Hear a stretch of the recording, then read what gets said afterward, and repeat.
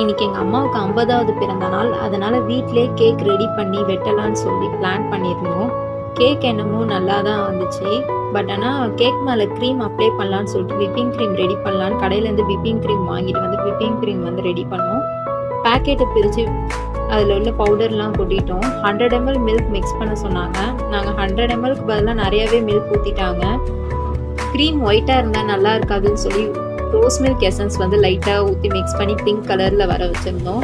ஆனால் வந்து பால் அதிகமாக போனதுனால விப்பிங் க்ரீம் வந்து ஐஸ்கிரீமாக மாறிடுச்சு. க்ரீமாக வரல. அதனால் வந்து ஐஸ்கிரீமை தூக்கி ஃப்ரிட்ஜில் வச்சுருந்தோம். ப்ளைன் கேக்காகவே வந்து பர்த்டே வந்து கொண்டாடியாச்சு கட் பண்ணி. ப்ளைன் கேக் நல்லா தான் இருந்துச்சு. நெக்ஸ்ட் டே வந்து அந்த ஐஸ்கிரீமாக மாறி இருந்த அந்த விப்பிங் க்ரீம் எடுத்து சாப்பிட்டு பார்த்தோம். செமையாக இருந்துச்சு. அதை கேக் கூட வச்சு சாப்பிடும்போதும் நல்லா இருந்தது. கேக் வந்து சாண்ட்விச்சாக மாறிடுச்சு. இப்போ இந்த வீடியோ பிடிச்சிருந்தா லைக் பண்ணுங்கள், ஷேர் பண்ணுங்கள், சப்ஸ்கிரைப் பண்ணுங்கள்.